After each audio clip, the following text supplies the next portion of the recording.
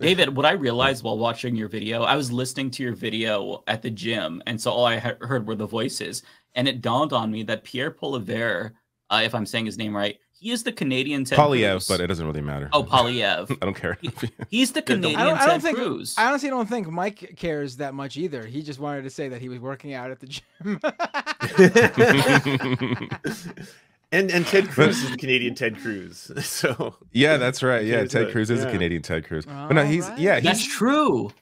He's more. I'd say he's more like the Ron DeSantis, maybe.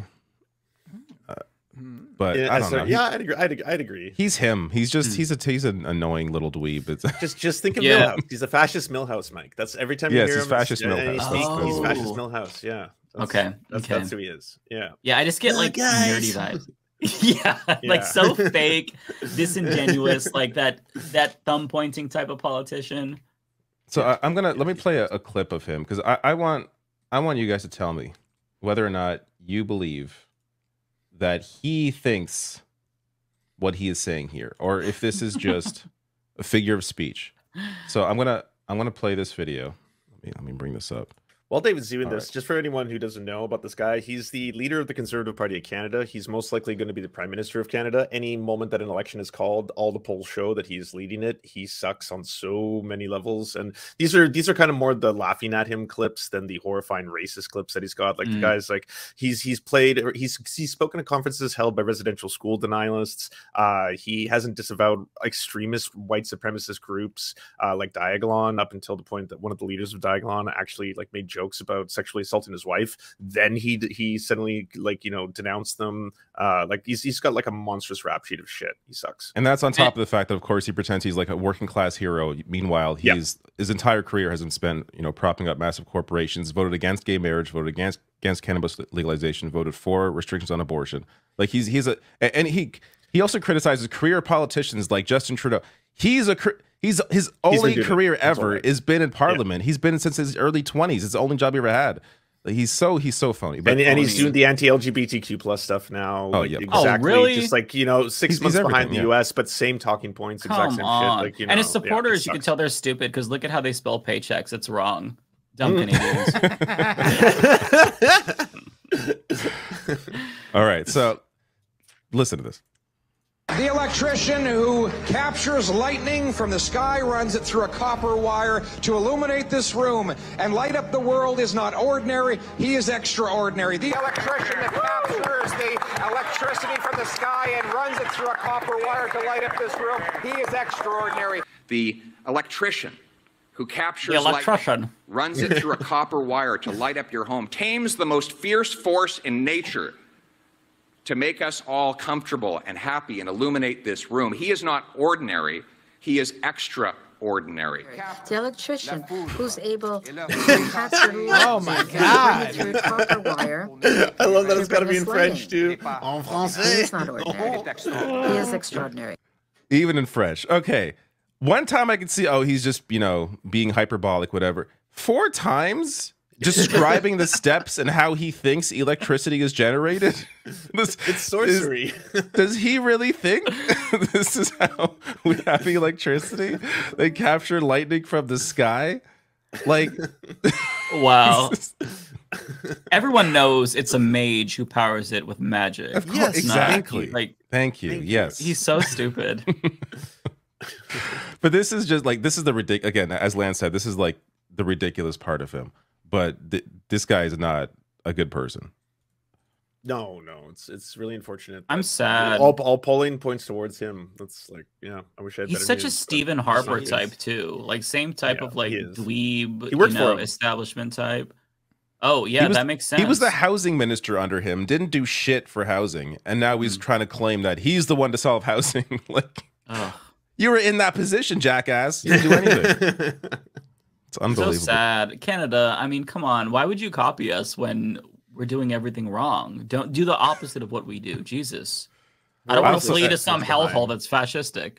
Since we're on the topic of Pierre Poilievre, this is the clip that I covered this week. It is so fun to watch. So this is going to be a liberal MP that goes after him, but here it is. Why won't they realize that they're the problem and not the solution? Alex Jones endorsed him, by the way. Oh, of course. Mr. Speaker, the leader of the opposition has been masquerading across the country as a working-class hero, but it's fascinating when you actually listen to what he thinks people do for a living. In a couple of recent speeches, he said he thinks electricians capture electricity from the sky and that welders weld with their bare hands. What's he going to tell me next? The fishermen in my community dive beneath the ocean and catch them with their bare teeth? Mr. Speaker, I can forgive the opposition leader for being a career politician who's been on the public dime for a couple of decades, but if he wants to represent the interests of the working class, he should talk to a person who has a real job. I'm telling you, America's missing out by not having by not having question period, not having parliament. Like, Parliament. I know. Yeah, I would love to see, Donald Trump, like, when he was president, have to be in this in this situation. Yeah, question time is the best part about. It would be good for him. Oh yeah, well, actually, question time from like the UK would. and it's my favorite thing about parliamentarian systems. Before we were off the Poilievre stuff, just one last thing, just so you know, it's not all just just him looking dumb. He's also just very in bed with corporate lobbyists. So they stack their top counsel with corporate lobbyists, and this is while they're discussing how they're going to work against the liberal corporate corruption, which, to be fair, yes, the Liberal Party is very much in many ways in bed with corporations. The Conservative Party more so. And they even had, there were even grassroots conservative members who tried to exclude lobbyists, and the party was like, no, we're not going to do that. So they were squashed by the majority of members of the party to ensure that lobbyists for whether it's of course, oil lobbyists, pharmaceutical lobbyists, anti-union lobbyists, like, this is again all while they're discussing how they're for the working class, real estate lobbyists. So it's just, it's populism is what it should be recognized for, right? Faux populism, I should say, because that's like it's the same strategy you hear from the Tucker Carlsons of the world, where they have, like, why does every pundit have wood everywhere? Why are they in garages doing wood shop and stuff like that? Because, like, I'm the common man, I'm the working man, I know what it is to make something with my own two hands. It's like, motherfuckers, you are so soft. Like, the cream. I'm just amazed how many people are falling for it. Like, I understand not liking Justin Trudeau, especially after almost, like, 9 years of him being prime minister, but to simply sway to the complete other direction and be like, oh, so I'm for Pierre Poilievre now, who is for all the same things I hate about Trudeau and more. It just doesn't, it's not logical. Now, I understand, like, unfortunately, we have first past the post, which is always going to be, it's always going to tamp down the ability for third parties to gain any kind of power in this country.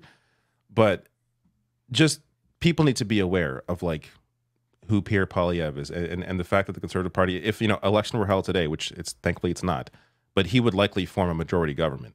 I think this is why I'm going to start maybe discussing a little more Canadian politics, every week or so, because I want to put the message out there that people should be aware of who this guy is and don't fall for his bullshit. I'm curious because one of your videos, David, you said that there was a poll that showed that most young people were going to vote Conservative. Why do you think that is? Because young men, young men and young women are completely split in this country. But yes, younger voters are consuming conservative. There was a poll I showed. It wasn't a majority, but there was, like, it was 42% of 18 to 29-year-olds are supporting the Conservatives. So that's a plurality. That's a lot still. It's a plurality, but the issue, I mean, again, the issue, I wouldn't say issue, but one of the features of the multi-party system is that you have, the Liberals, the Greens, and the NDP. If you add them all up, it's more than the Conservative Party in support. And not saying all those parties are the same, they're not. But I know many voters, including myself, who have voted for all three of those parties. So, like, many of those voters will sway between the party depending on what riding they're in, depending on who has a chance in that riding, or depending on who they like that election. So that's always going to be that's always going to work against the ability for a more left-wing party, or the Liberal Party, I guess, to form government, is they have their vote essentially in some ways split among several parties. And that, again, this is why the worst thing the Liberal Party did when they first came in 2015 was not follow through on electoral reform, where they were going to change this. They were going to get rid of first past the post. They were going to move to a system that better represented the people. And that is, I would say, out of any of the things they didn't deliver on, out of any of their, you could say, lies, that is the worst one, because that not only would have helped the country generally, I think it would have helped them as well. Right. But now we're in this situation, or maybe they prefer it this way, where it's going to be them or the conservatives every single time. There's no there's no risk of maybe they don't want to do a coalition support. ever. Yeah, there's no risk of losing support to the NDP or the Greens, really, because it's very hard for either of those parties to get any real ground. But that was their biggest failure, is not delivering on electoral reform, because first past the post is just shit. Yeah. Is there a lot of talk of vote splitting and spoilers? I know it probably depends on the riding that you're in, but in the United States, it doesn't matter what state you're in. There's always talk of spoilers. Oh yeah. Up until recently, I think it's okay, well, if I'm in a blue state or red state, but all my life, it's always been oh my God, you have to vote for one of the two parties. Is there that same kind of sentiment? Oh yeah, for sure. And I mean, especially in I'd say in 2015, people were so done with the Conservative Party that there was a concerted effort that I think was successful to kind of coalesce the vote around the Liberals to ensure that they got out the Conservatives. And since then, people have become more annoyed with Trudeau and the Liberals generally, so that isn't as powerful of a message. Yeah, Trudeau, which I get it. Trudeau is very just on appearances alone, very performative, very fake. The way he delivers not even just speeches, the way he talks on camera is very grating. After 9 years of hearing, it's just annoying. So I totally understand that. And then on top of that, people are like, oh, look at the price of gas, and that's Trudeau's fault, which no. There are things you can blame him for. That really isn't the biggest issue. And now actually their new budget that they released this week, kind of shockingly, raises the taxes on wealthy people to the point that they're trying to push back against, and there's this big it raises the capital gains to, I believe, 250,000. If you make more than $250,000, your capital gains is going up to about 66% up from what it previously was, which is a 16% increase. So it essentially applies to 40,000 people. That's it in the whole country, aka the 0.13% of people is what it applies to. Yeah, but the rich and the not so rich were all so mad about it. Even the people who it doesn't apply to, the middle tier, kind of the ones who parrot all the billionaires' talking points, they're all just oh, this is just to give welfare checks to the welfare kings and queens so they can buy the fudge rounds, all that kind of stuff. That's not how this works. Poor people aren't buying homes and living off the fucking socialist heat. That's not the world we live in. Yeah. Yeah, and to deal with our massive, insane housing crisis, they're actually going to, at least right now, they're promising to build, I think it's 4 million new homes, and lease off, I think, public land for some of that as well. So there are some attempts to, and also dealing with rent. I forget exactly how they're doing that, but they're attempting to try and bring down rent costs as well. So that they're actually, attempting some things in the way that I really have not seen the Liberals do before. And I think part of that is they know they're losing a lot of support, especially young people. And they need to get those people to vote for them if they want to maintain any kind of power. Their biggest issue, though, if they really want to maintain power, they have to get rid of there has to be a leadership race. He can't that. I think that's the biggest thing holding them back, because I covered this poll last week. It shows that Trudeau has these massive unfavorables, but Pierre Poilievre isn't that popular. Looking at polling of him, he's around 39%, I think, approval, 34% negative. Jagmeet Singh's around the same numbers. So it's not like the conservative or the popularity of the conservatives is what's driving their popularity. It's the hatred of Trudeau and the Liberals. Trudeau is so hated that it is boosting the Conservative Party. If they just replaced him, I don't even know if there's a perfect replacement. I don't know who you think, Lance, would really help them. Not that I care to help the Liberals, but against the Conservatives. I'm not sure who has a chance who would at this time no one's old enough. No one's in that sweet Goldilocks zone where you're basically at that age where you're like above 38 but before 50, where you're kind of like that's considered young and upcoming in this particular, like, it's the same thing with American politics, right? You have to be a man who's aged in this really specific zone where it's like, oh, that's a very young politician, you know. Baby Obama was what, like 40 something when he was president, and he was like the youngest president ever. It's like similar to that. And anytime it's a young person, like when Trudeau was first running, the big line from the Conservatives were, "Oh, he's just not ready. He's just not ready." It's just like, if you have somebody who, you know, doesn't look like they're old and grizzled, he's too young. He's just not ready. Meanwhile, like, I don't know, his dad was the prime minister. If anybody's young and ready for the spotlight, it's probably somebody whose father was prime minister. Which also, I think, many ways you can work against you and make you disconnected. But yeah, I don't know. Like, Chrystia Freeland, I think a lot of people don't like her either, so I don't think she's a great replacement. Maybe the guy I just showed you, Sean Fraser, he's the housing minister. Maybe. Oh yeah, he has some pretty good one-liners. Maybe he'll be okay. But I don't know. That's what they got to do.